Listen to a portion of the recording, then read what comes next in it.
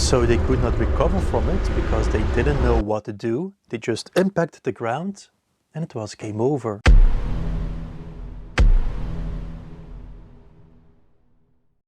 Back in 2015, two pilots who were friends, they wanted to do a local flight. Now, both pilots were quite inexperienced. They only got their pilot license for 6 months, and the pilot who was flying only got 40 hours of pilot command. Now, pilot command means that you do your flight training, you obtain your pilot license, and then he only has flown for 40 hours. Now, the airplane that they were flying with was a VL3. Now, a VL3 is a very high performance ultralight airplane that is absolutely not suitable to fly aerobatics with. So it is illegal to fly aerobatics with a VL3. And furthermore, both pilots had no aerobatic license. So of course, the pilot has no license to fly aerobatics. The airplane is absolutely not certified to fly aerobatics. So what do? Of course, you fly aerobatics. Now, there are now 3 things that can happen.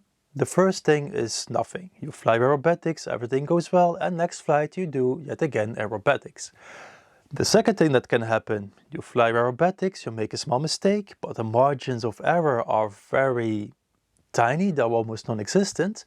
You see that you're almost about to die, you scare yourself, you get some red underwear, and the next flight you're not going to fly aerobatics yet again.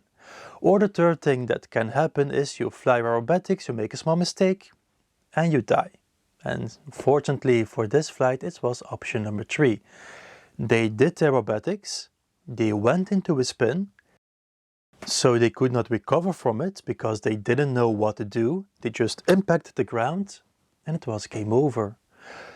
Before the accident, there was a story about the pilot in command, the pilot who was flying. Apparently he was very eager to expand his flying skills. He was very eager to do aerobatic maneuvers. Now, being eager to expand your flying skills and learn to fly aerobatics is of course a very good thing, but not in the way that this pilot was doing it, because this pilot was flying with another pilot, and during this flight he wanted to do a barrel roll, which was of course completely illegal to do. So of course the pilot in command just said, "No, are you crazy? We're not going to do a barrel roll." These types of pilots, they are a danger to everybody on the ground, they are a danger to the passengers, and they are a danger to themselves. And okay, this is a very extreme example, but we need to learn something from this, because every single pilot is a human. And we have our faults. So we need to do some self-reflection to know what our faults are. For example, I can be quite impulsive. I can take decisions without thinking about it. This is not safe. I can be anti-authority. I can think that the rules don't apply to me. This is not safe. So I know I can be those things, so now I can do something about it. I can improve myself as a pilot and I can keep everybody around me safe. Now, it could also be that you feel invulnerable. For example, some time ago I had a pilot that said to me, "Oh, PG, engine failures, they don't happen anymore." Now, this pilot is going to be very surprised if he's going to have an engine failure. He's not going to know what to do, and he's probably going to die. Now, it could also be that you are a macho. So you have the urge to show off your flying skills. You have the urge to show how perfect you are and how good you are as a pilot.